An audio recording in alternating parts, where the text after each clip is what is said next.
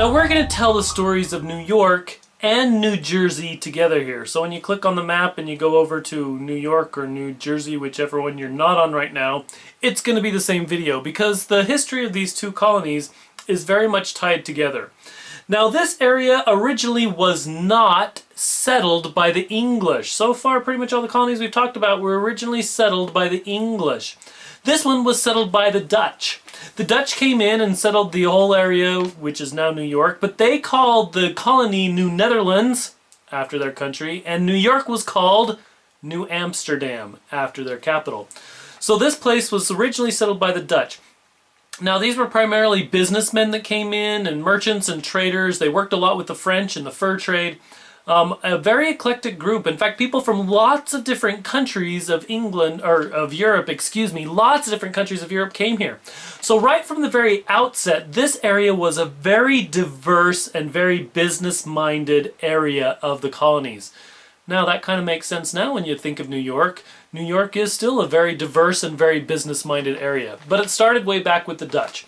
Now, Charles II decided that he would give all of this land to his brother James, the Duke of York, if he could conquer it. And so he did conquer it. It was conquered in 1664 by the English, who took it over from the Dutch. And they changed the name. They changed the name to New York after the Duke of York. He sent a big fleet to take him over. So after this happened, the area was split up. James was given control over New Amsterdam, which they changed to be New York, and his two friends, John Lord Berkeley and Sir George Carteret, controlled what would become New Jersey. Now, so this kind of split the two colonies into two different groups, and it wasn't entirely clear where the boundaries were, what part was New York and what part was New Jersey. As you're setting up boundaries, that can happen. So there was some conflict between the two, and they kind of fought over who could get the most settlers and who could make the most business-oriented, strong colony. Which is interesting because these areas are still very strong business-oriented centers of the United States. New Jersey, that was run by Berkeley and Carteret, they tried to call people into their colony, tried to get people there by passing some very, very liberal laws. They wanted to have laws where all religions were welcome. That kind of worked because Pennsylvania, right in that area, did that too. In New Jersey, all religions were welcome.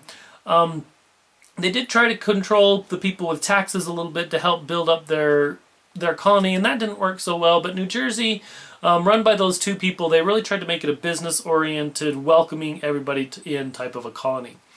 Now, New York was the same idea. Now, New York had some good benefits to it. It was in a perfect spot for trade. The rivers that came into it, the connections to the kind of frontier where people were selling furs, and its ports, the way that it's set up there, the island, all the port cities, New York really had lots of advantages to it.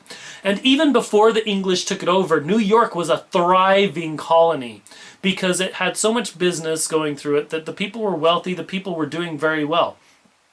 That continued when the English took it over. New York was just a kind of an ideal location to be very prosperous. Again, there were people from all over that came up and settled New York. It had people from Ireland, what do I have here? German people, Scottish people, Irish people, English people, Dutch people, all sorts of people were there, and so it never really had one uniting philosophy that started it. So far, most of the colonies that we've looked at have one strong leader or one strong idea that governed it. New York was not that way. It had lots of different diverse ideas right from the outset. So New York was just used to diversity. It also had a lot of slaves. It had the most slaves in the north. Because they allowed slaves there, and the business people could afford them. Lots of slaves in New York. These were people that were very involved in business. They were very involved in the Revolution. They were very involved with politics. And during the Revolution, New York was a center place to really try to hold and control. It was one of the very important parts. And when we study the Revolution a couple packets from now, you'll see how important New York was. And it still is today a symbol of American prosperity, American growth, American power. So New York started even from the very outset when it was settled to be one of the prosperous business power centers of the world that it is today. Two colonies, very business oriented, very diverse, very prosperous areas to be in. New York and New Jersey, two great American colonies that were settled in a slightly different way than all of the rest.